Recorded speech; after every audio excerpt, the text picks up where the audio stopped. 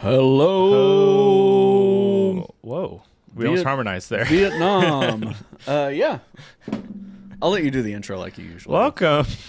I guess I am the official introer of Homebrew Guys. We've established that now. Welcome to our podcast that has not been around for about 2 months because life's been busy. But this is a podcast all about brewing news, the brewing world, the things that have happened in the past month or 3 months sometimes. Mm-hmm. And we're the Homebrew Guys. Most of you following us know who we are, but if you were unaware, we are two YouTubers two tubers who've come together to do this podcast, and I think we're the only YouTubers with a podcast. That's not true. That's on the whole internet. The whole internet. We're the only ones. Crazy. No, but we decided no one else thought of it. It's weird. We both love homebrewing, obviously, and we wanted to find a cool outlet to talk about what's happening in the world because there's so much going on behind the scenes that you would never know about, and you have to really dig for it sometimes because homebrew news is not like the top of the, CBS is not reporting. No, I mean, brewing news in general is not. So we like to bring it to you right in your face. So welcome. If you are watching us live in person, you can see us. If you're listening to us and want to watch us live or see a video of us, there's a video version as well. And you can find us on the Doing the Most channel for the video side and then the Homebrew Guys podcast for audio. And I would encourage you, if you like the show, tell other people about it. Yeah. I was reading, there's on r/homebrewing on Reddit, there were a few threads over the last couple of weeks that were like, who are your favorite brewing personalities? What are your favorite YouTube channels? What are your favorite podcasts? Homebrew Guys didn't show up in any of those lists. You know, I think because we're not, we make beer. Yeah. But I think because we're not beer focused, we get left out of the 100%. The rest of it. But that's all right, We got our own niche. And that's okay. That's right. And you're part of it. You're part of the niche. You're part of it. Speaking of, let's say hi to a few people because the chat is lively already. Nesbit is here, says, this will be my first time to watch it live. TJF says, wow, I'm actually here early for something. Let's see. Garrett's adjusting the camera. Make sure you get my good side. I just felt like we're a little wide, Yeah. Let's see. Wolf Dragon Tamer says, me watching Doing the Most live. How is this possible? Yeah, he still makes content. What? Yeah, no, I'm still around. Yeah, I made a cider video that people seem to enjoy. Mm-hmm. Hey, Tiger Pat and Conrad and Jason. And I saw As Seen on TV up there. Yeah. Wow, we got a fair amount of people up. Mutant Ryef says, mean comment, neither first or last, but somewhere in the middle. Oh, it's the mean. I got you. Math jokes. Love it. Hey, Steven. Hey, Melissa. Hey, Shelly. Hey, Fun Pants. The gang's all here. The gang. Every gang member is here. Doing the Most gang. Well, it made me gang. we had just a little bit of unpredictable. Well, it's starting to become predictable. Fun with the camera. So let us know if there are any camera issues. Yeah. But I think it's going to go great tonight. I don't think we're going to get any thumbs up reacts that. Oh my gosh. I still don't know what happened there. So we've got quite the show for you as we've been going through the show notes that you don't get to see. We have them here. There's a lot of there's quite a few uplifting and fun stories, and we've got a couple Debbie Downers, of course. You got to have a few to level out the playing field. But at the end of this podcast, we have a very special thing. We are announcing the Cattle Battle 2025, which, if you don't know what that is, Mee Stampede is our yearly competition that we have for mead making. Yeah, speaking of Mee Stampede, Attic PC Guy says that they even have the stash of Dutch newspaper they saved for us. That's a reference to packing their meads for Mee Stampede. So I had so all keep these newspapers go. Coming out of the box that I could not read. Good times. Maybe it's time to learn. Yeah, you're going to pick up Dutch. So Mee Stampede's our mead competition we do every year. Duolingo. It'll be in July in 2025. And we have a cattle battle mini competition. This is the name we've put for it, but it's a special competition where we tell you the ingredients. We brew something with those ingredients. We don't tell you exactly what, and you have to emulate it to the best of your ability. It's a bit of a crapshoot, but you can normally get close at least. And this year we're doing some wheel spins, meaning if you've watched my Can It Be a Mead series, we're doing the same thing but live. So we're going to find out live tonight what Cattle Battle 2025 is. Great. Folks in the chat are saying that there are some audio sync issues. So I switched to performance mode, and we'll see if that improves. There was a joke earlier about whether or not Nesbitt asked if you got your Ethernet untangled. So I've tried. We just talked. BC and I talked about it, but I've learned that I need to do more to actually get the Ethernet side to work, because right now I've got a phone line connecting, and it's not going to be very good. Yeah, that ain't gonna work. To do a phone line into the computer. So who knows? Maybe people will miss that. So, did you ever have dial-up? Is this even... I know that sound for sure. Do you have nostalgia for dial-up? It was the tail end for me. I know it, but I was not like, I didn't live through it totally. Oh man, I'm a survivor. I'm a dial-up survivor. I got the patch and everything. I got the commemorative license plate on my car. There you go. Yeah. Survivor. I survived dial-up. Dude, man, dial-up was rough. There was a time, was it like 2002, 2003, when Attack of the Clones, the first trailer came out. I spent 8 hours downloading it so I could watch it when I got up in the morning. And the whole night, I would wake up thinking, what if the internet disconnects? It's a terrifying thought. So... But you survived. I survived. You survived dial-up. I'm older than you. That's okay. So before we jump in, tell us a little bit about what's been going on in your life and why it's taken us so long to get on this show. So many people know that my wife was due to have a kid in early September, and we had a kid at the end of August. And so we had planned on doing a podcast and doing some things, and obviously that became an issue. And I think the month before, we haven't done one since July, right? Was it July? I've been traveling. June? Yeah, we had some vacation stuff planned, like just a slew of things. It was like a month after Mee Stampede that I was out of town. Yeah. So, but the big one for me is having a kid, and so I have a 3-week-old at this point. It's just a little bean. She's like tiny. That. 6 pounds. Tiny. Very tiny. And she squeaks. It's very adorable. Squeaks and honks. She goes, ah. It's funny. So that's been fun. A little change in my life. It's definitely changed the ability to do lots of things around here, which is okay. So that changes how much content I'm able to produce. But luckily, I prepared for this. Yeah, you so did. I am doing just fine, right now. Yeah. We'll see. Catching up, though. Congratulations. How has like the whole experience felt? Have you felt yourself change? Have you become a new Garrett 2.0? I feel like it's hard for me to say that. I feel like people will need to see that within me, because I don't feel like I've changed that much. I think I'd been mentally preparing myself slowly, and so I think there was change, but it wasn't like instantaneous, like here it is. Yeah. I think I just kind of slowly morphed myself into a headspace where I wanted to be, and I think it's still probably adapting, but it hasn't been like a light switch. I was telling him before the birth, probably what was it, back end of July, I think. I was telling him about how like I could feel the change happen. It was like I felt over the course of several hours after my child was born, my brain rewiring itself, and it was very disconcerting. And probably because I was not super prepared. I'd read the books, we had a midwife, all of that.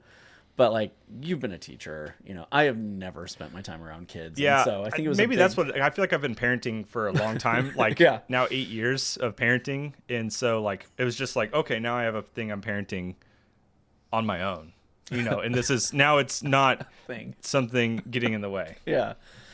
Do you feel like your mead consumption has gone down? It was already low, and now it's even lower. Like I just generally haven't drank a lot. Yeah. I've been trying to like do more with just weightlifting and like trying to be more active in that regard. But then also I'm like, I kind of like light beer. And so I've been buying a lot of like the light, all the different varietals of like 95 calorie Natty Light stuff. Like basically Milwaukee's I'm trying best. stuff because you can have a couple of them, and I'm counting calories. Meat is not a good counting calorie friend, No, as it's I've not. learned. And so it's very special for me to do a lot with it.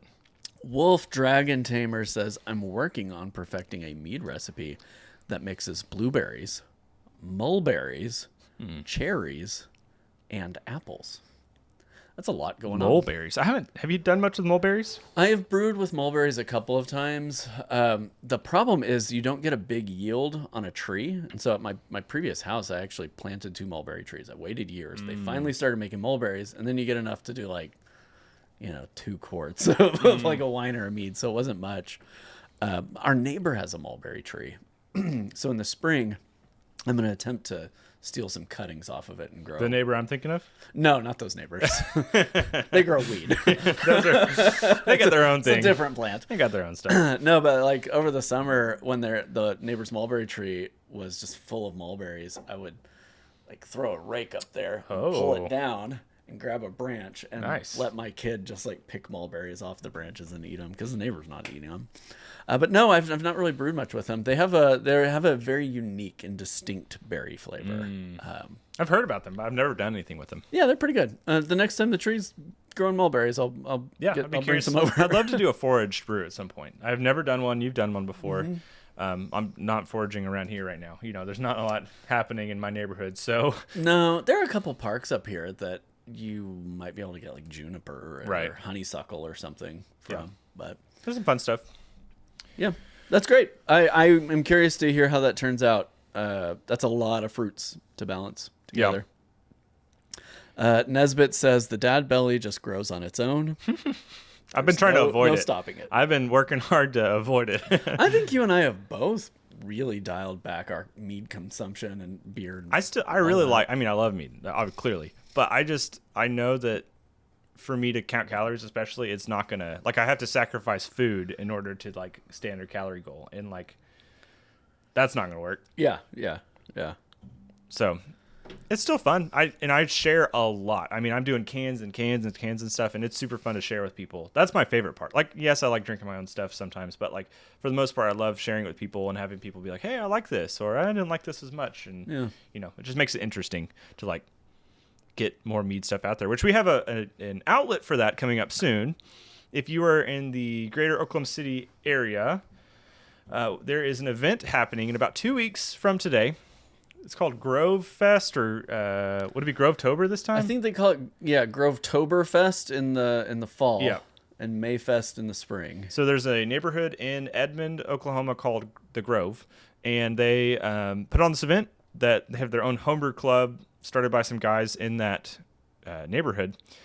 They put on a event to just pour beer in, for us, obviously lots of mead and things, and we'll set up a tent, bring out some kegerators, some kegs, and just pour some stuff. And it's free. It's mainly for the people in the neighborhood, but they don't know. They can show up. Come on over. There's plenty of parking. So it's in the Grove in Edmond. It's 2 weeks from today, about this time roughly. It'll be probably about 4 o'clock. And it's October 5th. So we've got some stuff, though. I poured some stuff for BC. I'm taking a blueberry mead, a Jungle Blossom traditional, which Carlos from Texas Longhouse Mead. We'll be talking about him a little bit later. He shared this honey source with me. It's really interesting. And then BC actually shared this Riesling kit with me. And we were going to do something with it for content. And I was like, I just want to brew it flat. Let's see what happens. It had been sitting in my studio for, I think, 2 or 3 years. Yeah. And as I was cleaning things out, I was like, take this. You'll do something with this. So it's a 7.5%, 8% Riesling. And so we're going to have that stuff there. And the BC's bringing... Blueberry's nice. I am going to be bringing a session sizer. Award-winning. Award-winning session sizer. And let's see. Banana cream pie. Banana cream pie session mead. You've tried it. Yep. That's pretty good. Hype. Yeah, I guess maybe at some point I should. People are going to want a video on that. Do a video on that because it's absurdist content. Yeah. 20 pounds of bananas, a pound of cheesecake powder. I stopped counting how many times I added vanilla to it. There's so much vanilla. Just dump until you. Yeah. But it's eat and pray. And then you're doing a hard seltzer, right? I was gonna do not a hard seltzer. I was gonna do a sparkling Kool-Aid. Yeah. For the kiddos. And I need to find another keg. think Tony has one of my kegs. I I'm out might of have kegs. one you can borrow. Okay. We can figure it out. Yeah, so that'll just be, sparkling Kool-Aid for the kids, because a lot of the families bring kids out. There's nothing for them to drink. And these Right. the last time we were there, these poor little kids would go to every booth and be like, do you have anything for kids? Do you have anything for kids? We're We like, felt get away terrible from us, about it. kids. And so I think I'm going to put just like a sparkling Kool-Aid on tap for the kiddos, so there's something fun for them to drink. So. It's going to be great. We're going to have lots of stuff, and if you want to join, there's lots of great beer as well. It's a cool event, and obviously it's helpful if you're around town. I would not say it's something you're going to fly in and or drive from Tulsa or something for, but maybe if you live in... It's a good time. It's a good time. As Seen on TV is local. He says that he might have to show up for that, so you should come out. He used to come to our live podcast when we did him at Elk Valley before Elk Valley went out of business. Yeah, they're still brewing, but they're just not them. They like sold the they name, sold right? the name and recipes. Yeah, maybe we should put a meadery in there. Maybe we need some money. All right, you want to jump into the brews? Yeah, into the brews. So this is switch out of performance mode so news I can see what we're doing. from around the brewing world. This is our portion where we scour one part of the internet to find all of the brewing things, and this is normally headlines and things. And later on, we'll talk about more. I don't know how the innards of the internet. That's where you have Reddit and all those. Yeah, like things. the socials. Yeah, these The are things happening on the socials. big points. As Seen on TV, the date is October 5th, 5th. and it's usually in the evening. I think it starts between at like 4 and 8 is normally when it something goes. like that. Yep. And bring a hoodie. It was cold last year. Weirdly cold. You'll have an alcohol blanket by the end, though. Yeah, so. sure. I was feeling fine by the end of it, but it's pretty chilly at first. It was. Maybe, though. We'll see. And Oklahoma's I hot. need to remember to bring the gaffer's tape. This last time the wind was blowing all our stuff off our table. I've just made a mental note of that. I stuck it Someone into this. clip wrinkle this for right the here. Discord and, share it with BC in about a week and a half. Yeah. Okay. Story number one. Yeah, take it. From the big crew that I don't know that we like or dislike, whatever we're at, but Northern Brewer was sold yet again. It is moving. In this headline, as I was reading it, obviously they're bought again to be sold. Moving to South Carolina. Mm-hmm. They're moving to a new space, of course, and I thought it was funny. This expansion will create 50 new jobs for them. Yeah, I did the math on that. I'm not quite sure. It says a $750,000 deal, but when you divide that by 50, that's like $15,000. Yeah. And so There must be something else I'm going confused on. by the headline. Maybe they spent $750,000 and then they're going to hire 50 new people. Yeah. And they're going to pay more for that. None of it really adds up. And it's sad. It's sad that that Northern Brewer and when they were owned by Anheuser-Busch, InBev, they went on this like spending spree to buy all their competitors and shut them down, and now it seems like they're shutting down too. Like this really feels like the last gasp before the brand is discontinued. Maybe not, but it's so hard. It seems like it's all just a mess, but it is a bummer that I think homebrew shops are still struggling from what I've seen, and online scene is still weird. Homebrewing itself is like, I feel like at a little bit of a decline. Oh yeah, and you see that reflected on Reddit when homebrew shop owners come in to comment. They say like, yeah, sales are way down. Right. And they had the luxury of the COVID bump, just like we did with our YouTube channels, and so I think they're factoring some of that in, but maybe not considering the fact that not see the level marker between. Right. So, anyways, Northern Brewers still going, and I'll say still support where you can get stuff.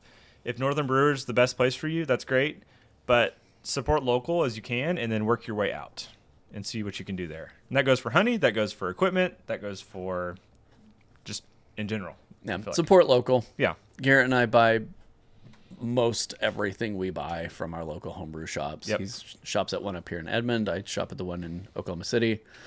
And it's important to support those folks. They're trying to put food on the table. They're trying to provide a resource to hobbyists in the area. Right. And if you need grain, you can get it the same day. Yeah. It's a whole lot easier to go in there and scoop it out of the buckets and figure out what you need. Yes, you might spend more money, but also that's how they make money is they have to price things up. Yeah. All right, you ready to go on to a little bit of a sad story? I'll let you take this one. Oh, yeah. This is a big womp womp.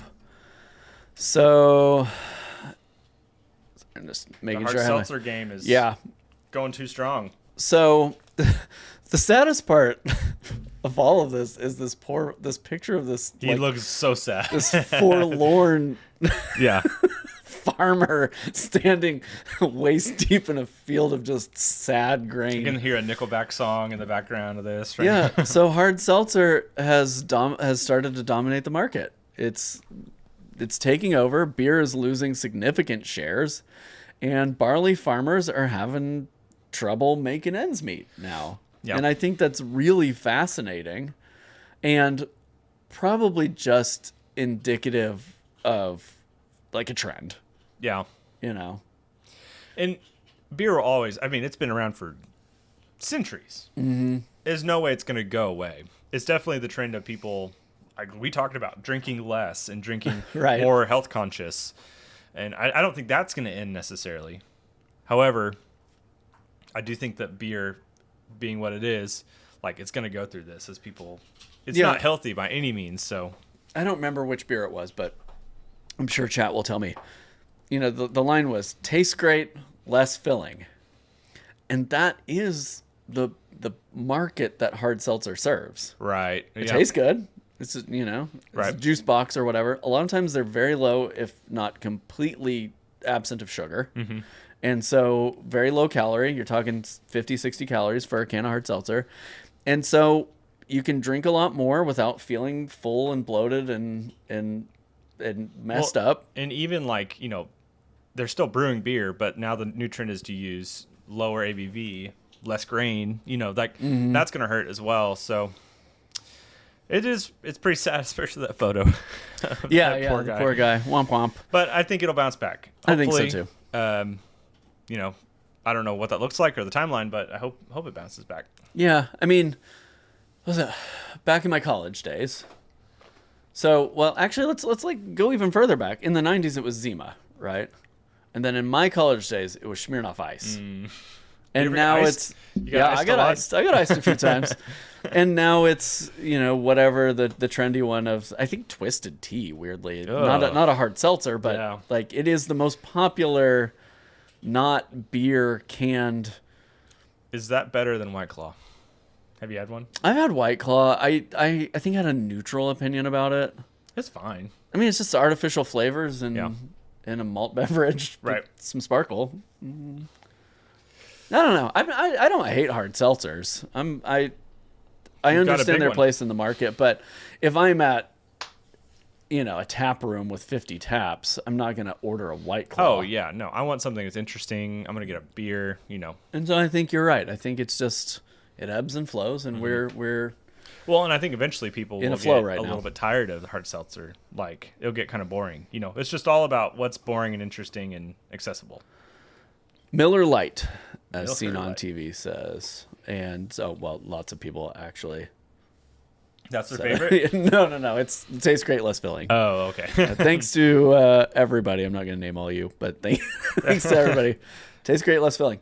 Miller High Life, I think, is the best, like one of Really? those broad-based beers, or PBR. But those are usually my like corporate beer of choice. Corporate beer.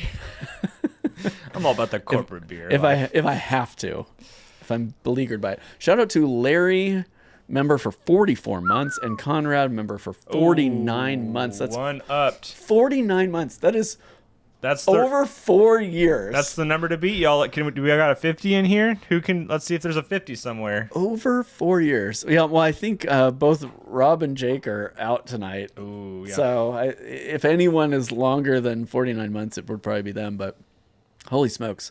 All right, let's move on. Let's talk about beer in space. Beers in space. So I don't know if you've ever thought of this. I haven't. Definitely. I've not thought of it other than something that I read about it like a month ago that is relevant to this conversation that I will bring up once you're done reading the story.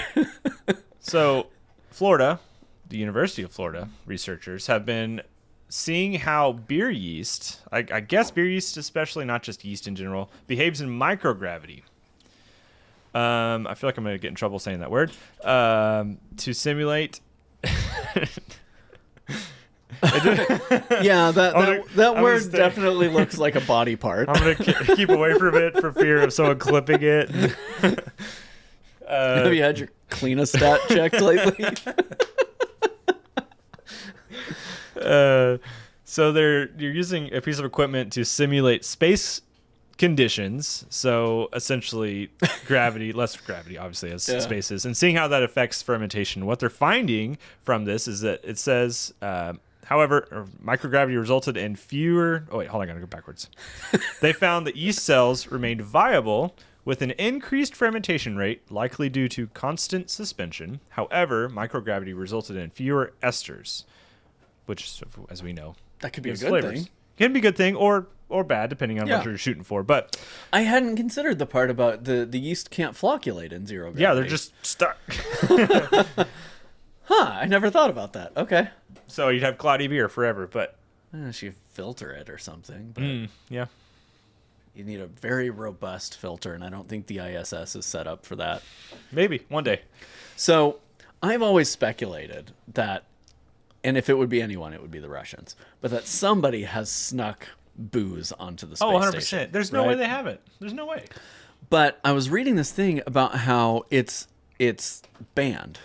Booze is banned on the station because of how it can interfere with the electronics. And I guess it's combustible or whatever. Oh. Somehow the properties of alcohol are not conducive to being around sensitive electronics. I'm sure chat's gonna go Google this and correct me. Actually, yeah, I don't remember the details of it, but apparently, it could, if alcohol gets out on the space station, it could cause a catastrophic failure. And so, if you're sipping from your little hydro flask of and spills vodka, out a little bit, and a little blob goes and lands on your whatever freaking Apple II still runs the ISS, all hell could break loose. It could deorbit. This sounds like a movie. Kind of does. Kind of cool, actually. So, okay, it's interesting that they are doing beer experiments on this. It was on the space station, right? Or are they just that's just launching it up Florida. there? No, it's just it's not even on the they're space station. simulating. Well, who freaking cares then? Go for it. How do they simulate microgravity? Bro, I don't know. That's beyond my pay grade. I don't know about that one. Okay. All Good right. times. Oh, we've been talking about Turn that off. Well, we talked about berries a little bit earlier. I'll let you take this next one. Yeah, we see this article headline pop up about every 6 months. It's good, it's bad. It's good, it's bad. Right. Drink more, drink less. So this article is about red wine and other things like red wine being helpful to mitigate the risk of dementia. And I think what was interesting about this article is they specifically are talking about a compound called flavonoids that is present in these foods that seems to have an impact.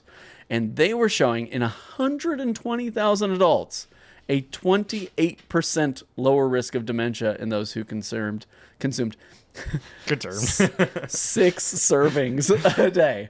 So if you drink a bottle and a half of wine Wait, hold on. Time out. every single day, you will not lose your memory. You will lose other things, but Your liver, Yeah. your kidneys, you'll trade. But you'll be sharp as a tack up here. If you're part of that, 72%. what does that equate? Wait, what does that equate to for berries in tea? I don't know, like If a handful. It says servings. Okay. bottle half of wine, or 3 ounces. Can you imagine drinking a bottle and a half of wine every day? Babe, I'm just trying to get my flavonoids. Yeah. Dementia runs in my family. So we're getting lit tonight. Yeah, we shouldn't joke about that. Dementia does actually run in my family, and it's really sad, and it is very destructive. Yeah. But I don't know that drinking I don't think 6 servings of if wine you're hearing is this maybe... and going, maybe I should start drinking lots of wine, red wine. No, I don't think that's the fix either. Always consult your doctor before. Maybe lots of tea and berries, though. I mean, that sounds like a more... Do not construe this as medical Yeah, advice. we have no idea exactly what's happening. Nesbitt says this sounds like an article written by someone from the wine industry trying to drive up sales. It's barefoot. It's like... a little bit. Specifically, if you drink this barefoot bottle... Regarding the space station, Larry reminds us that they do filter urine up there, so why not beer? You know, there was a probably like 3-month period where my child was obsessed with space. Okay, I was like... Obsessed with space. And there's, so you know, Sunny, the astronaut who's stuck up there right now. Yeah. She rode the Boeing Starliner up there. She's got a series of videos on YouTube where she like shows you what life on the space station is like. There's one that if you look at my watch history, we've probably seen it 100 times. She loves it. She just want to watch it. Over and over again. She shows you the bathroom and where they sleep and where they eat. And it's over and over and over again. And so right before the Starliner launch, like a month before the Starliner launch, we sent a letter to Sunny saying, hey, my kid loves you. Yeah. She would love a signed picture. We like include a self-addressed stamped envelope, the whole shebang. And then she took the Starliner up for that like 8-day mission. It's been up there ever since. And so I keep having to remind my kid, like, we might have to write Sunny another letter. She's stuck in space. That one might be under a stack of 5,000 letters in her office. But I can't imagine. I mean, it would be awesome. Yeah. Oh, no doubt. No doubt. But you're one of just a few hundred people who ever get to go up there. But there's a point where if you're in space for too long, it's like bad for your body. You go crazy. There's movies like that. And let's open up that coffee one. This? The two over. This. That's from Kyle. Our Kyle good Ducharme? buddy, Kyle Ducharme. Hey, buddy. Which from the great state of Vermont. I think of Kyle because he's now on the AMMA board, the home board. So, did you know all the memes with this? Oh, yeah. I finally got the coveted AMMA That's meat great. sticker. I think my comment was something like, look at this Whataburger-ass looking sticker. I feel like I need to, like, put it on the wall. I think you should maybe right in the middle of the neon sign. So... Yeah, y'all got your stickers. Coveted. That's all that was in that envelope, by the way. You're kidding. Well, shout out to the AMMA for just doing it. This is from Kyle, our good buddy. Great mead maker. Fantastic. On top, mead maker. he's like, speaking of AMMA, there's the mead maker of the year. He's going to be in the top 3, or he's fighting for top 3 right now. And I had the pleasure of giving one of his meads like a stupid low score because it tasted like raisins. So, ooh, this is a chocolate and something Bochet. Man, that smells like chocolate bar. Whoa, yeah, that's like it smells like Nutella. Yeah. Okay, maybe that's what he did. He just dumped in a whole thing of Nutella. Is he in the chat tonight? Sometimes he's in. I haven't seen him, but that doesn't mean he's not someone here. ping him on Discord. Tell him to join. Okay, so whoa, I'm not going to read the comment, but Nesbitt, we will be discussing that later. Spoiler alert. Is this mint chocolate? It tastes like a thin mint. Kind of. I'm not getting mint, but I do see what you're saying. There's some like... It's very decadent. Yes, this is... What is that thing where it's like coffee and liqueur and ice cream? I'm going to butcher it. So the chat will tell me. Yeah. But it's like a dessert where they put like, I don't know. It tastes like that. Whatever that is. They have it at Pizzeria Gusto, I think. I bet Ryu can tell us because I'm pretty sure it's an Italian thing. But that's super good. Kudos to Kyle, even though that's fantastic. Not in the room with us. This is just about the right size of pour. Oh yeah, because this is rich. Mm-hmm. I mean, it's just like But you know what's interesting? On every surface of my we could do a mouth. whole podcast about it as we've gone Affogato. through. Oh yeah, that's what it is. Thank you, Melissa. We've been through our own mead comps and submitted a mead comps. The things that do well, most of the time, are not the things you want a big pour of. Yeah, they're things that you have to get out a knife and fork and kind of work your way Yeah, that's through. a lot of the time. That's the stuff that's winning the awards. Is like you make a 1 ounce pour and then that's all you get from it. So, Affogato. Thank you guys. Affogato. Yeah, it's super good. Yeah. It's one of those things where like every time I see it on a menu, I want to order it, but we're out with the kid and I don't want to get her boozed and caffeinated. That seems like a terrible idea. Super delicious. Also, tiramisu is delicious. Shout I'll out to make Conrad tiramisu for mead. suggesting That sounds that. Maybe we should do like a tiramisu meat off. That's a new series, meat off. And you could do like a thumbnail, like that '90s movie Face Off, but it's both of our faces. I did a video one time, maple praline. I called it maple praline face off, and I did 2 carboys. I'll have to show you my terrible. Yeah, I do need to see that. Yeah, I did it. I just privatized the video because I realized that I want to do a better recipe for that video. But Got it. all right, BC, you've been busy. Oh yeah, what are You've we got a doing? lot. You've been brewing some, but you've been brewing more specifically. You've been brewing for a lot of craft brew stuff. I have, which is its I have. own. So yeah, gauntlet. I don't want to talk too much about what I'm doing at Craft Brew because a lot of what I've been doing for them has been some product development stuff, which is not a thing that I knew was going to be such a big part of my role in this new endeavor. But it's been really fun. There are some.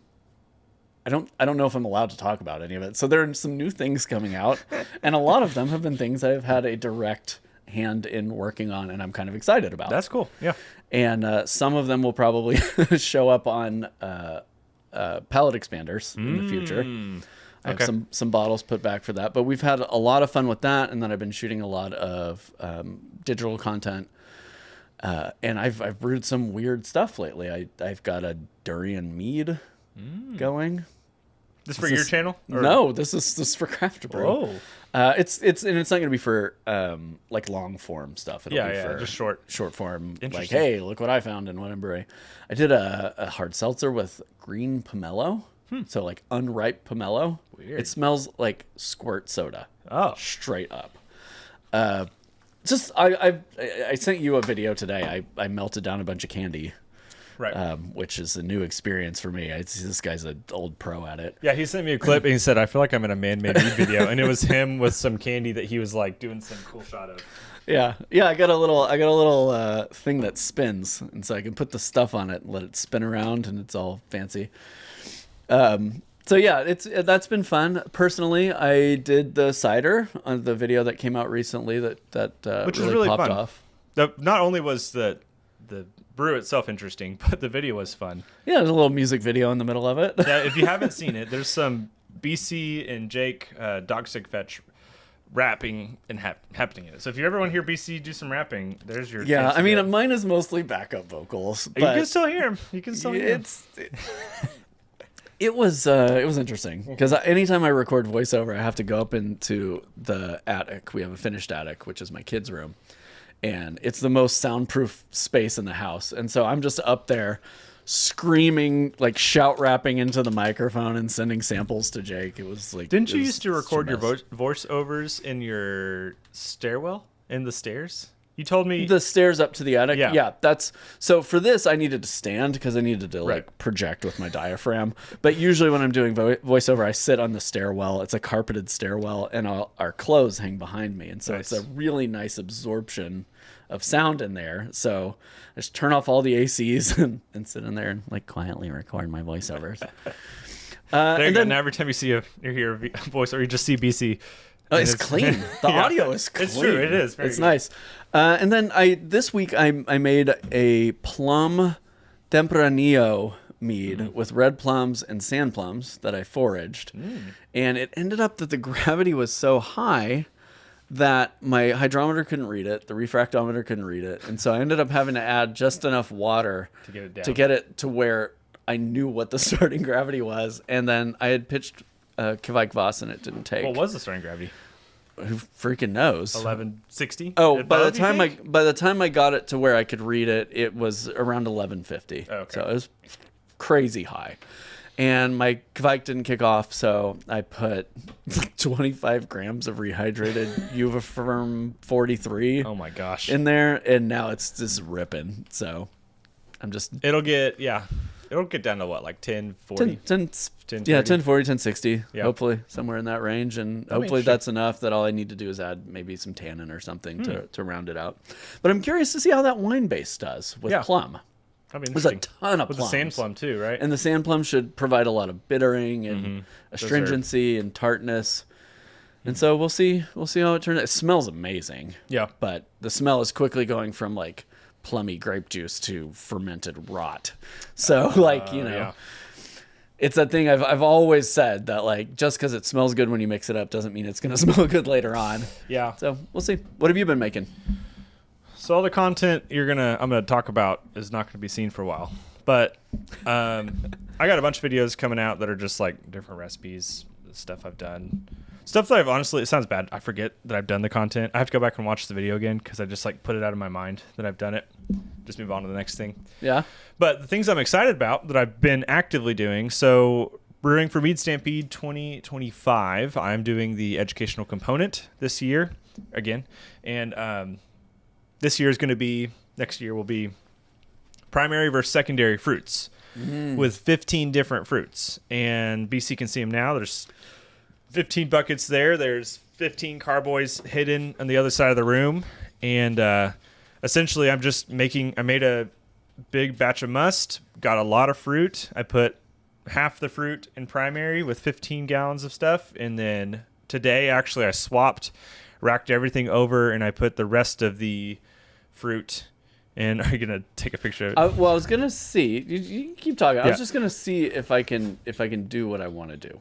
I racked all the other stuff. I put the secondary fruit on the other side, and then racked off the primary fruit. And so essentially, Mee Stampede is going to have this educational component where if you're there at the live event, you can go through and taste and see what does raspberry taste like in primary versus the secondary. What's apple taste like, or kiwi, or guava? A bunch of different kinds. So, we're getting like a live shot. There you go. There we go. That's what we see. That's all my buckets of stuff that is going with that currently. Look at that. It's pretty busy. Like,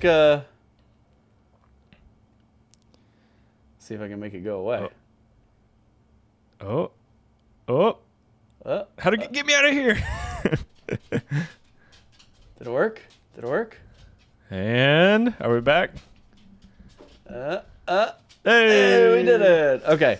So that's been the fun one. I also, the other thing I've been excited for is this, and BC is when he said something to me, he was like, I don't know about this, a smoked peach mead. Now, I'm not doing actual smoke with this brew. I had an idea to do, I was thinking of a Rausch beer, which is a beer that uses smoked malt.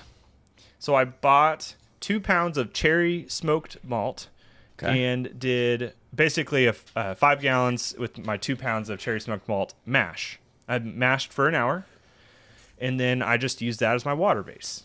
And he told me about this. I mixed in honey, and then went through the primary, and then I just pitched on top of all that about 15 pounds of peaches. So it's going to be, and it's still like, you can smell the smoke on it. It's really interesting. I don't know how well the flavors are going to pair together, but I thought smoked peach mead could be interesting. So I've got 5 gallons of that going, and that'll be a fun one to see what happens with it. I'm curious how that goes. Smoke with peaches is not a thing that I would think of. Right. So, but also, if this is a way to do smoked mead without having to play the game of...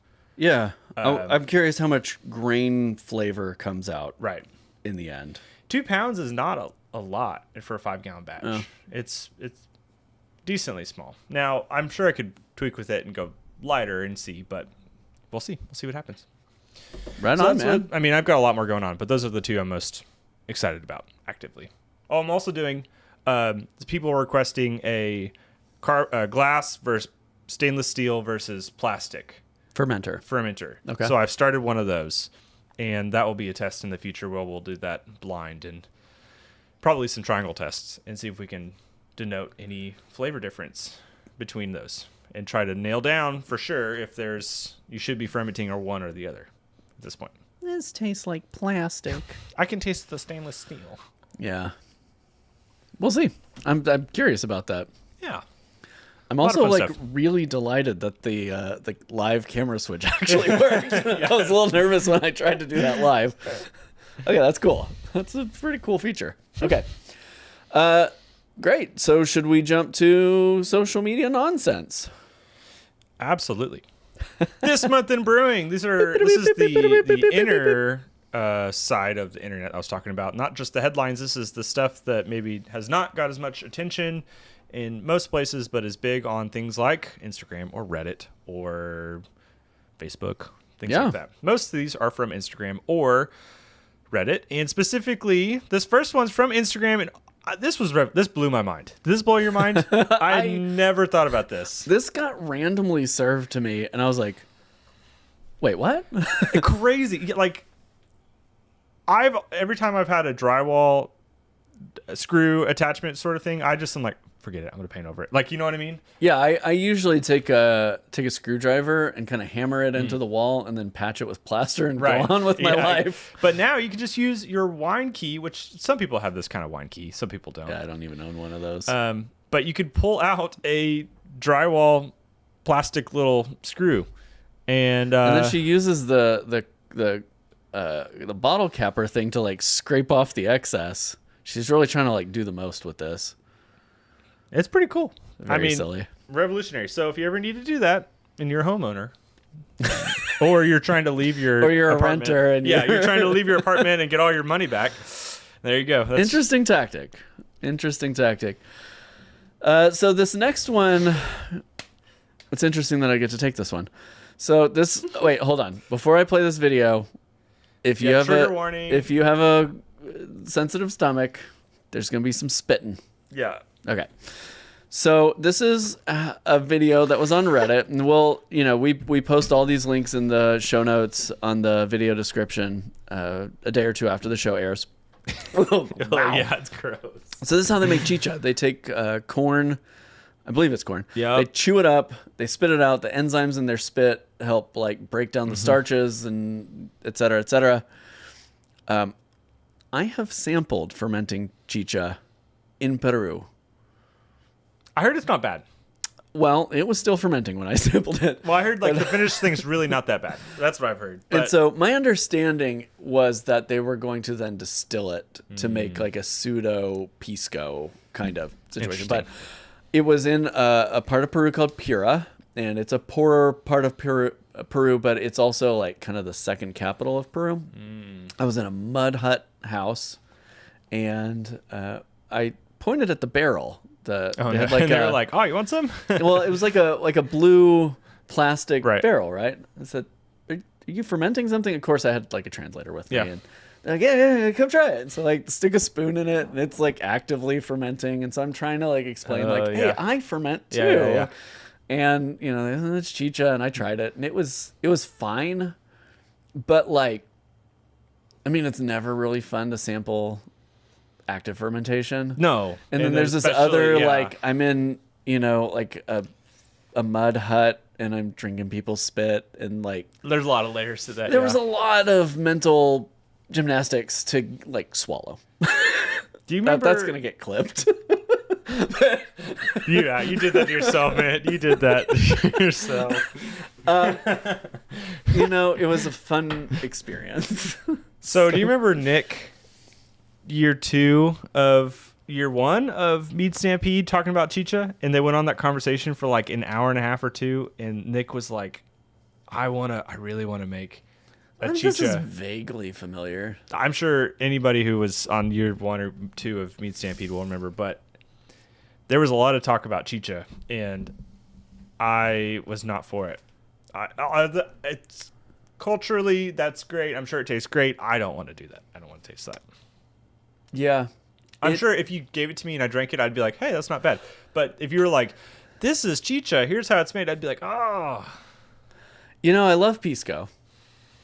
And I think I'll stick to distilled spirits Yeah. when it comes to those sorts of things. But I am thankful that my hosts gave me the experience. Yeah. I mean, that's a very. I would definitely would have done it. TJ asks, will either of you guys try to make sake or macchioli? I have experimented with both of those. If you want to try macchioli, I have I don't a even know what bunch that of. is. It's kind of like sake. You do it with rice, and you have a culture that you inoculate it with. And the times I tried it, it turned out gross. And apparently, there's a girl that works at the brew shop that like makes it all the time, and I just need to like have her give me a tutorial, help you out, because she's like the expert on it. Sake I've only experimented with once, but it's neither of those are things that I'm like I don't drawn consume to. much sake. I've definitely never consumed that. It's interesting. Like, there's a lot of stuff I want to get the experience of, but my brain first goes to like, I want to get the experience, but I also would love to document it so that people can like see me like kind of fail, through those first couple things. And so then that's my barrier sometimes to not try stuff, is because I'm like, I'd like to document it. Well, if you want to try Maggioli, I have like 2 or 3 pounds of the dry culture just sitting in my studio because after a few failed attempts, I gave up on it. Maybe we'll. You have to like make rice and put it in there, and then you have to. There's like, I think it's the liquid on top is what you want, not the liquid on bottom or something. Like it's a very Interesting. There's a lot of complexity to making sure you do it right, and you fail at it a few times and it tastes gross, and you've got all this rice and stuff that you've gone through, and it becomes a little discouraging, and so maybe I gave up on it personally. It's like you drink it like young, and it's kind of like tepache. You drink it young and cloudy, and you strain it and drink it, kind of a thing, and it just didn't work for me. Huh. Interesting. You want to talk about this next one? This is I've never seen this before. Have you seen these things? No, and I'm confused by it. I am as well. So you can tab over, and there's like a full instruction sheet. But on there. This had more info. So this was like a wine called Presto Wine Crystals. Now, when I think crystals, I think of sugar, but they act like this is sugar plus extra flavors. Like, there was one point in this article they talk about it tasting like red, or even I think it said red or white wine, which is like also extremely wild. Yeah. So the package in this post was from r/grandma's pantry on Reddit, which is like people digging out weird old crap that they find in their family members' houses that expired long ago. The packet says that it includes grape solids, and okay. My guess is that it's got some acid, some grape solids, some yeast. It's brewsy. It's 1970s brewsy. They even have Brewsy's style. They say a balloon put on top of the jug will expand and burst, indicating the wine is properly fermented. Yeah, I'm sure it's just delicious stuff. I mean, it friggin' sounds like Kool-Aid. But if you have some, the person who posted it on here said, I want to try it, but it may kill me. Yeah, I mean, the yeast might not be active anymore. It's interesting. I'm sure the grape solids are oxidized all to hell. 12%, 28 days. It's brewsy. It's even brewsy. More time than brewsy. So if you have that, why not give it a shot? I thought that one was interesting. This next one, do you like boba? Do you like the tapioca pearls I don't. and all those things? So I immediately thought of this. So this is you got to be logged in to see it. I was able to open it up earlier. It's marked as 21 plus for some reason. Yeah. It should be on screen here though. Yeah, you might have to flip. So they turned specific. What kind of was it? Here. I can't remember what kind of alcohol it was now. Aperol? Yes, it was an Aperol spritz that they like condensed down, turned into these little pearls, like kind of tapioca style pearls, but not tapioca, but just like sugar. I mean, it looks like salmon roe. Yeah, and it looks interesting. I don't know how like tasty it is. Like it's not imparting into the flavor of that brew. Like you're just gonna have to chomp down on those at the end. So I like an Aperol spritz. Do you like? I mean, I don't feel like I've ever had one. I only like them because my mother-in-law makes them Oh, quite okay. a bit, and that's her like drink of choice before. What does it taste like? Whatever the orange and the syrup is, plus like some carbonation. Like so it tastes like orange syrup. Is yeah, that basically with some alcohol. Like okay. it's like champagne plus the orangey, whatever the syrupy kind of stuff is. I mean, it looks freaking cool. It looks super cool. That is TikTok, YouTube Shorts right there style. Larry says you can do it with just about any liquid. And my question is, Larry, what have you been doing, buddy? That's why he's been gone for so long. That's why it's been out of commission. Yeah, it looks fun. Maybe you should do it with mead. And then do a sparkling mead. Oh. And then like replicate that video. But it's like mead on mead. It's like the exhibit of meads. Do Dvořák pearls in like a champagne style. Eat that. Conrad says it's a lot easier to just soak gummy bears in vodka. Yeah, it's fair. That takes me back. Let me see the Dragon Con can. Is this from Dragon Con? This was brewed for Dragon Con. Okay. So if you don't know, BC and I we have a dream to open a meadery in the future, and I feel like it's been talked for a long time, and the ball is slowly rolled. It's not rolling fast, but it's slowly rolled. Yeah, we'll get there.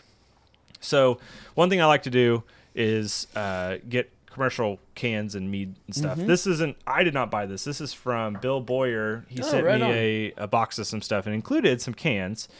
This is from Dragon's... Wait, no, this is called Dragon's Nectar. Who's this from? It's the official mead of Dragon Con. Okay. Which, who knows what's happening there.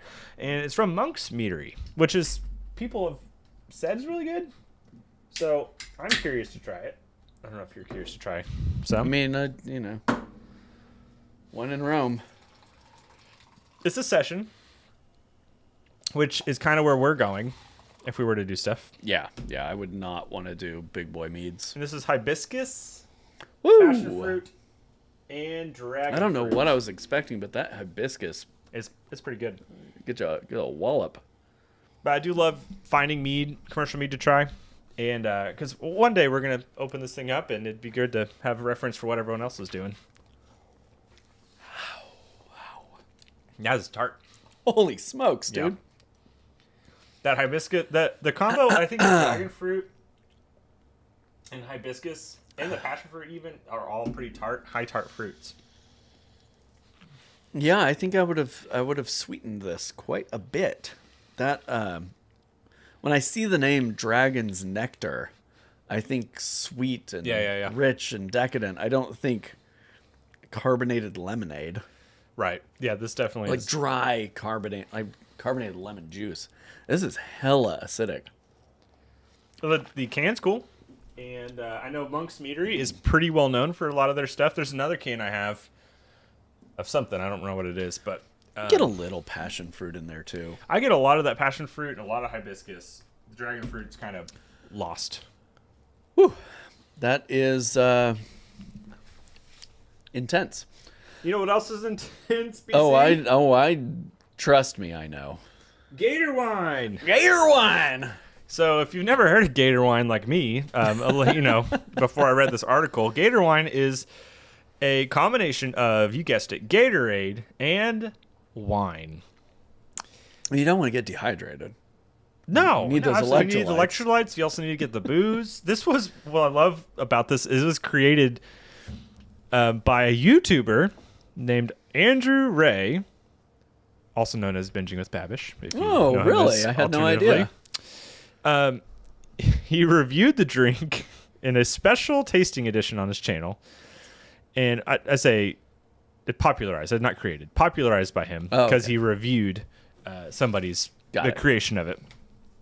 And the funny thing is, it says the recipe calls for equal parts Glacier Freeze, specifically Glacier Freeze, Gatorade, in a bottle of red wine priced under $12. If you're spending more than $12 on that bottle of wine, you're doing the wrong thing. So this sounds awful.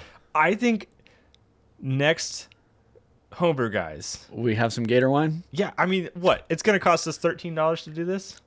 Tell you what, I'll bring the wine if you bring the Gator. Oh, that's easy. You can get the Gatorade all day. We'll have it. There you go. Next. Okay, we're going to try Gator wine Someone next remind episode. us, ping us before, because Yeah. we'll forget. Yeah, I'm definitely going to forget. Tag us. Yeah.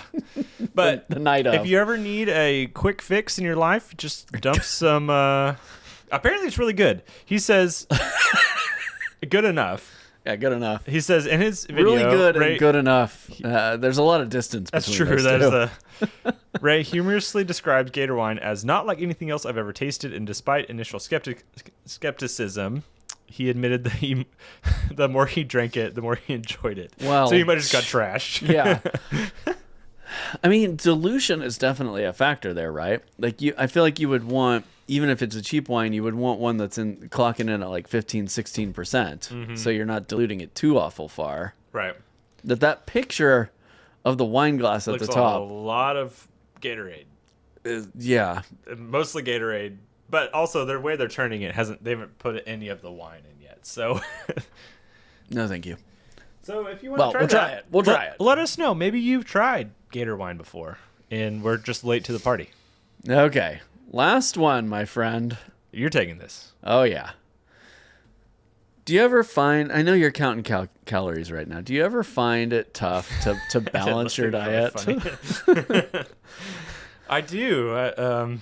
This seems like a new way to do it. I like this guy's approach. I do too. I think know? Out with a little bit of the good with a little bit of the bad. Man, can you imagine? Like, I don't know. That was probably 60 seconds. He was trashed after 4 minutes for sure. So this gentleman has figured out a way to balance his diet by putting his food on one side, and presumably that's like a bottle of sake on the other side. Yeah. And when the drink pours, you got to drink it. Oh. I would like to see you try that with mead sometime. Oh, maybe next. I'm just kidding. We have the contraption. We have Gator wine and like chicken nuggets or something. Yeah. Some Chick-fil-A chicken chunks. There it is. I appreciate the ingenuity. This was from a subreddit called, can you read the name of that? Doohickey Corporation. And so you should click on the subreddit there.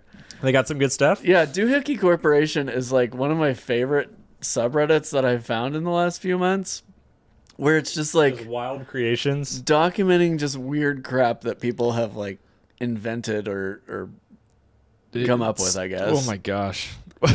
Why? Yeah. This is If fun. You should check this out if you haven't seen this before. Yeah, if you're not a member of r/Doohickey Corporation, you're not living. All kinds of stuff. Yeah, that's just weird. It's all very very I saw a human. clip of this with these street performers. That one's wild. Yeah. It's like steampunk. My favorite part of this is the way they title the posts. Some of them have very creative post titles.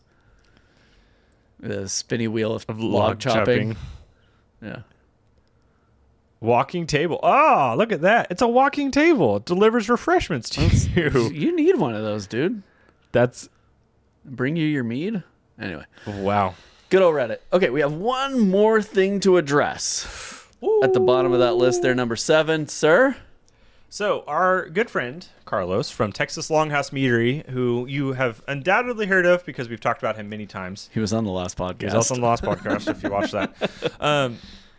He has been working on getting his meadery in operation in Wiley, Texas, and it's officially he has completed his licensing process so that he can now start selling. And he's actually got like stuff in kegs. He put up a photo in my Discord in my little meadery, Texas Longhouse Meadery area that was like 12 or 20 kegs of stuff he's going to take somewhere and start doing some pouring and like see how they go. And one was a watermelon mead. I saw that. I'm curious about that. I kind of want to know. I know what he did. I don't want to spoil the magic. I'll hear after the show. I'm I will curious. spoil the magic I will let him spoil the magic if he wants that. But he is currently or finalized with that stuff and is going to start producing and actually selling. So if you want to support him, he does have a website, which I think has been redone, or he's worked on it some, and I don't know if he's doing Vino Shipper.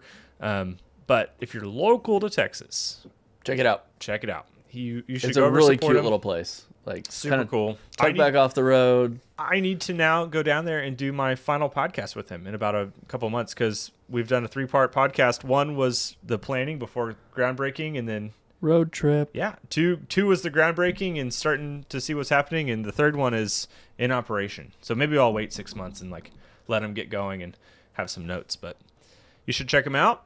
We'll probably put a link in the description of this, of course, to his website. But congratulations, buddy. yeah, that's a road that hopefully we'll hit as well in the future. It takes so much effort and time and money Right. to get to where they're at. A lot of I'm super proud of steps them. behind the scenes. It's not Super just proud. like apply and then, oh, look, okay, cool. It's like apply for 25 different things and wait, and then, talk to 12,000 people. Yep. And Red tape and inspections and TPS reports. yep. And I'm sure it still continues on when you have to actually produce things and you have to follow the code. But the hard part, hopefully, is done for him. So congratulations, Carlos. We'll be down at some point. Yeah. I have been down, but I would like to see it open. Me too. So well done, buddy. Yeah. So he did a Kickstarter, successfully funded. Mm-hmm. Recently, the rewards for that Kickstarter went out. And I don't know if you followed the traffic on my Discord server, I've not. but you should just join. It's discord.doingthemost.org. That'll take you there. Their hashtag they're using is cheeked up for Carlos, and everyone's taking photos with their Texas Longhouse mead merch with their booties visible. So If that's your cup of tea. if that's what you're into, there's a lot of dude butts over on my Discord server. And I'm only mentioning it because I've been bugged for the last 2 days to mention it. And so I have, if you want to go see people's butts, they're clothed butts, but they're Good. It's like, I a little bit understand how it got started, and I don't know how it perpetuated, but here we are. And cheeked up's probably better than other options. they're cheeked up. There's other words that could have been used. I thought about making a graphic for it, and then I just I'm always flirting with getting demonetized, and so it felt like not probably the right time This would be the for one. that. Woo. Yeah. Good time. Good times. Okay. We got one more big We got thing. one more before big thing. We can make that our last thing. Is there anything else that you want to do before we get to our grand I mean, finale? I could do a handstand shot if We're doing that again? No, I'm not doing that Hey, again. you can announce. We can talk about for Mee Stampede. We're gonna have our Christmas party again. Oh yeah, I'll let you talk about it. Oh yeah, hold on. Oh. Step on your dog here. So yeah, we last year we introduced a holiday hoedown to support Mee Stampede, and basically people can participate as a sponsor of Mee Stampede, which comes at a certain cost, or they can just participate as a supporter of Mee Stampede, which is a lower cost. But everyone, while supplies last, everyone who supports will get shipped a tiny little bottle of mead that we can toast with during the night of our virtual holiday party. And you came over for it last year. It was a hell of a lot of fun. It was. Yeah. You wouldn't, I know through the pandemic and stuff, everybody got burnt out on Zoom meetings and whatnot, but this was actually a lot of fun. And we played games. It's like a Never Have I Ever, I think we did, and some other things. We did a toast. It was a great time. We were on there for 3 hours. And so we're going to be doing that again. I made a mead that I gave to Garrett and said, you finish and figure this out in time for December, because my brewing is very disrupted right now. And he said he wanted to fortify it, and he asked if I had anything available made from mead that could be used for fortification. And I brought him this. He hired somebody to distill this. There's a we local won't talk company. about where this came from, but it arrived. And so this is Honey Shine And that is going to be used to fortify this year's Holiday Hoedown mead. And I did something else with it. I will tell you later. I'm excited. It was like a freezer dump mead with a lot of different kinds of juice. So I'm excited to see what you do with it. He was adamant that we can't just do a holiday spice. It has to be something different. Wanted it to be a little bit different. I didn't want to just copy paste, which I think even if I copy pasted from last year, it still would be very different because this one has a lot going on. There's a lot of flavors, but super interesting. And we hope you'll support us. It's one easy way to do it. Put your name on our, of course, sponsorship side, and also just a good time. We love to hang out with you, and it's a great time to do that. So so the party will be sometime in early December before the holidays really get into a swing, and we'll probably announce early November opportunities to join in, get your tickets.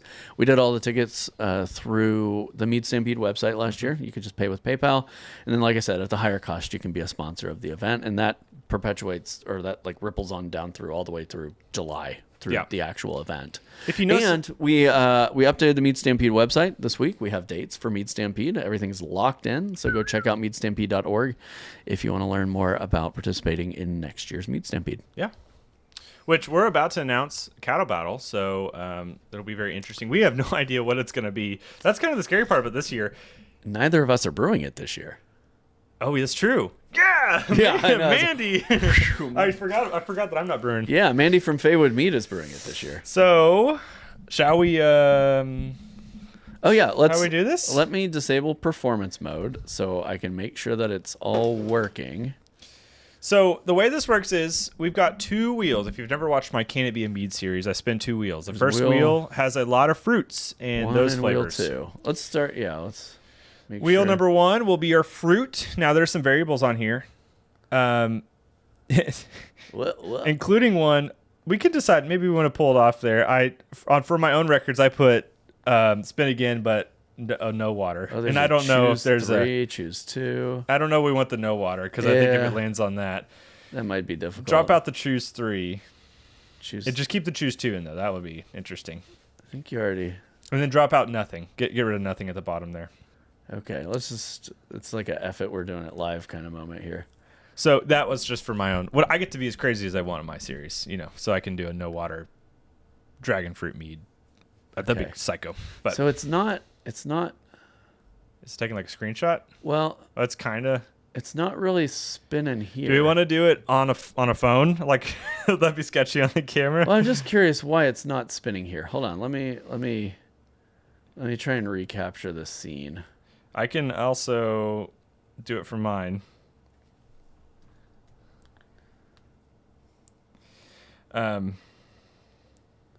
Because on the actual thing, it's like spinning around over here. You see? Yeah. Talk amongst yourselves. Well, let me redo the window capture. You're good. I'm also doing it on my phone, so just in case we need to I can hold my phone up. We can make it work. We are trying to do something a little bit unconventional tonight. And you warned me that this was probably not going to work. Yeah.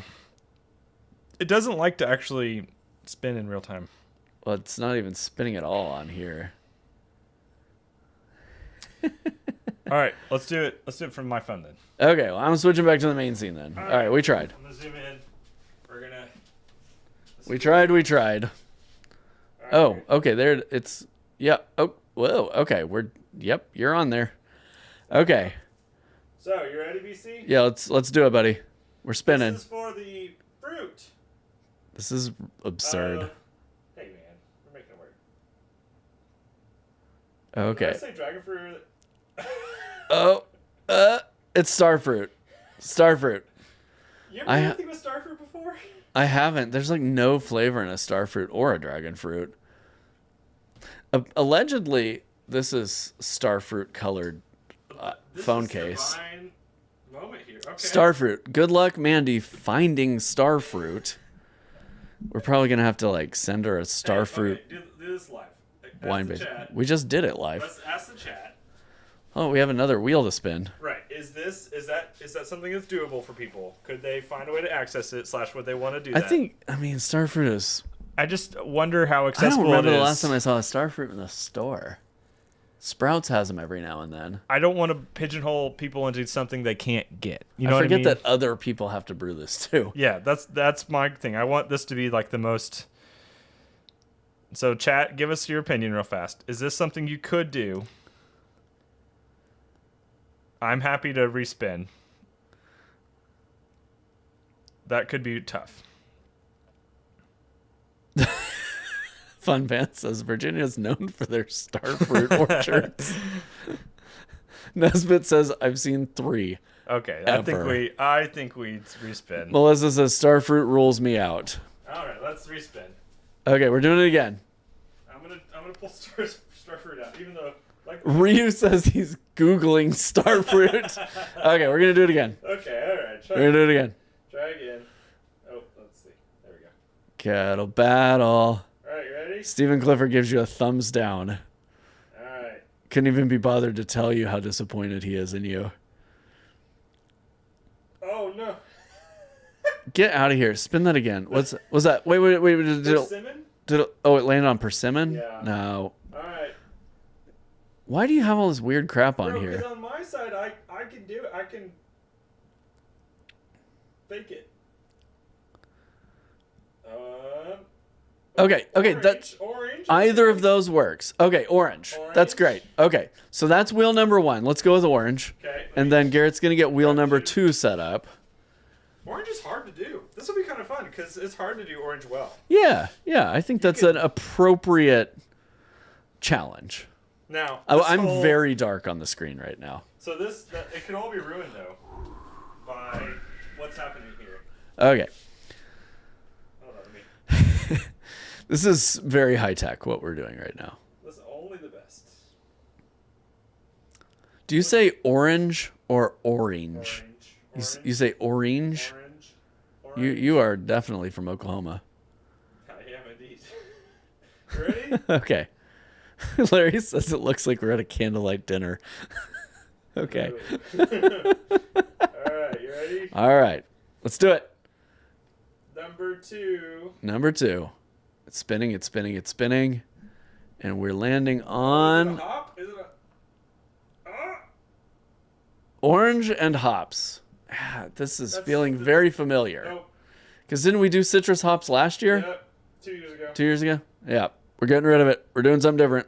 It'd be great if it landed on orange again. What's that? Cumin. Orange and cumin. What do you think about that? Good luck, Mandy. Orange and cumin. Cumin is one of my favorite spices, Hey, right?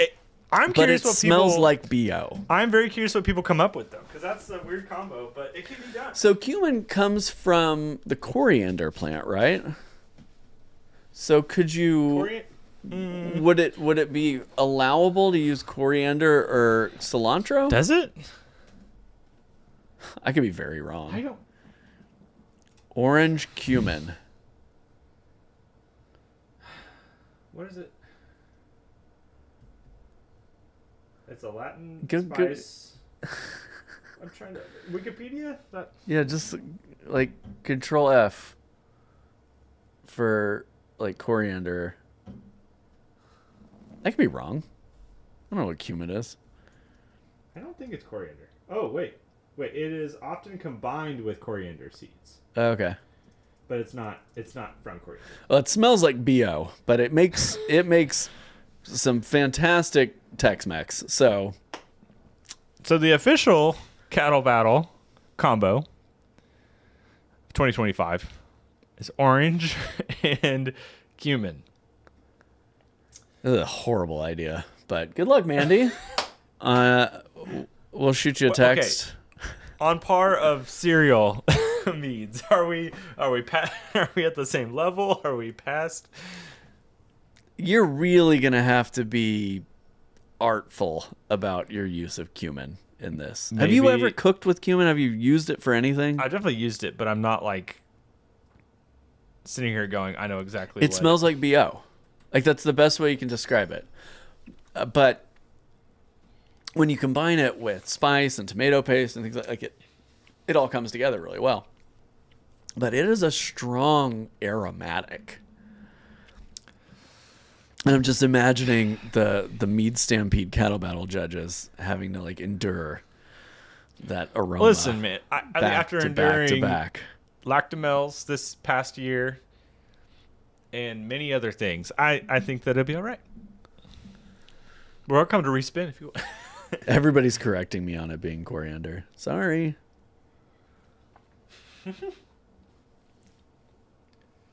Wow. It's the primary flavor in taco seasoning. There's like a whole conversation about... Hey, we've started a conversation. Holy smokes. Yeah, Melissa makes a good point. Cattle Battle is about matching our mead, not about making it necessarily taste good. It has to taste like our mead. Did you do a video for your Lactimels? You know, I didn't. I recorded some video and I took some photos, but Right. I didn't do publish actual anything video. on it. No, I mean, it was a process. I made 5 gallons of whey or 4 gallons of whey to work with. So it was kind of, the whole process was so complicated. I don't think I got enough video to really string together the nonsense of creating all that, but Right. it was fun. It was a fun experiment. That was also the way There's Kyle. this whole we tried your mead tonight. It's super good. This whole Can It Be Mead style setup is meant to do that. Is to push the limits. Because listen, if it had landed on, I don't know, apple and cinnamon, how lame would that have been? I mean, we probably would have just rejected it outright. Right. But So we got something that's a little bit flirting with the lines of orange and cumin. chaos, and that's okay. Okay. Well, I'll get it updated on the Mee Stampede website. We'll send a text to Mandy. Have fun with that, girl. You've got 9 months. Yeah, you got this. Figure it out. And I appreciate all the kind comments in chat. I will tell Anna that you all said hi. Where was the one? Robert asked, do you have a link to your book? I think it's dointhemost.org/book, if I remember right. But if you go to dointhemost.org, it's there. $10 supports me. And Great book. I appreciate everyone who has picked it up. I get like nothing but good feedback on it, which is like, it's one of the few projects I've done where I'm like, wow, the feedback's all positive. It should be higher on the list of good mead books, but unfortunately, the popular ones that don't have as great information about brewing are the ones that are hitting the mainstream.